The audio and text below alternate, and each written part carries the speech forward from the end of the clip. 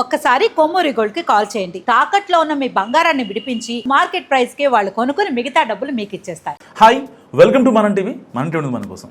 Cinema రంగానికి రాజకీయాలతో దగ్గర సంబంధం ఉంటుంది. సినీ రంగంలో సుపరిచితులైన వారు చాలామంది రాజకీయ పార్టీలను ఏర్పాటు చేసి సక్సెస్ అయ్యారు. తెలుగు నాట నందమూరి తారక రామారావు, పవన్ కళ్యాణ్ ఈ కోవలోకి వస్తారు. సో మెగాస్టార్ చిరంజీవి రాజకీయాల్లోకి వచ్చినట్టే వచ్చి మళ్ళీ సినిమా రంగంలోకి వెళ్ళిపోయారు. అయితే ఇప్పుడున్న పరిస్థితుల్లో రాజకీయాల్లోకి వచ్చే పరిస్థితి సినిమా రంగం నుంచి ఎవరై ఉంటారనే చర్చ నడుస్తుంది. అయితే గత కొద్ది రోజులుగా జూనియర్ ఎన్టీఆర్పై ప్రచారం గట్టిగా సాగుతుంది. తమిళనాడులో విజయ్ మాదిరిగా ఏపీలో జూనియర్ ఎన్టీఆర్ రాబోతున్నారని టాక్ నడిచింది సోషల్ మీడియా వరకు. అయితే జూనియర్ ఎన్టీఆర్ కార్యాలయం దీనిపై స్పందించింది. అటువంటిదేమీ లేదని ఏకంగా జూనియర్ ఎన్టీఆర్ఏ ప్రకటించాల్సి వచ్చింది. అయితే జూనియర్ ఎన్టీఆర్ ఈ విషయంలో కాస్త కలత చెందారట. సో జూనియర్ ఎన్టీఆర్ తెలుగుదేశం పార్టీకి గతంలో పనిచేశారు. 2009లో ఆ పార్టీ కష్టకాలంలో ఉండగా ఉమ్మడి రాష్ట్రంలో ప్రచారం చేశారు. అయితే ఆ ఎన్నికల్లో తెలుగుదేశం పార్టీ ఓడిపోయింది. అక్కడి నుంచి ఏం జరిగిందో కానీ టీడీపీ నాయకత్వంతో సొంత ఫ్యామిలీతో కొంత గ్యాప్ ఏర్పడినట్టు కనిపించింది. దీనిని మరింత పెంచి పోషించారు వైఎస్ఆర్ కాంగ్రెస్ పార్టీ నేతలు.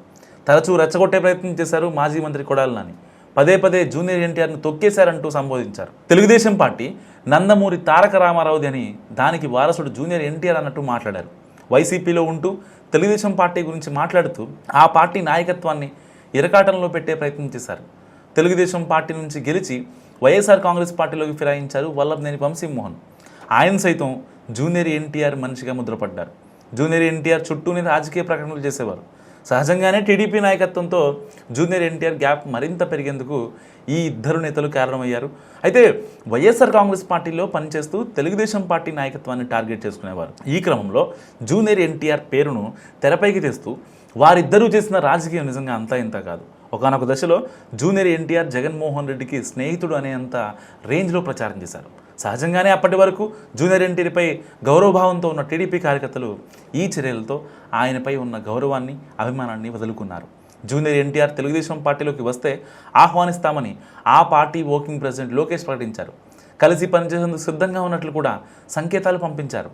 అయితే ఇప్పుడు తన పొలిటికల్ ఎంట్రీపై జరుగుతున్న ప్రచారం, సొంత పార్టీ ఏర్పాటుపై అత్యంత సన్నిహితులతో జరుపుతున్న చర్చలంటూ కొత్త ప్రచారం మొదలైంది. కానీ తెలుగుదేశం పార్టీతో పాటు ఆ పార్టీ నాయకత్వంతో పూడ్చుకోలేని గ్యాప్ పెరగడానికి మాత్రం ఆ ఇద్దరూ కారణం అనేది జూనియర్ ఎన్టీఆర్ అభిప్రాయం. అందుకే వారికి స్ట్రాంగ్ వార్నింగ్ ఇచ్చినట్లుగా ప్రచారం జరుగుతుంది. ఇక నుంచి మీ రాజకీయాల కోసం నా పేరు వాడవద్దంటూ గట్టి హెచ్చరికలు పంపినట్టు కూడా టాక్ నడుస్తుంది. మరి అందులో ఎంత వాస్తవమో చూడాలి.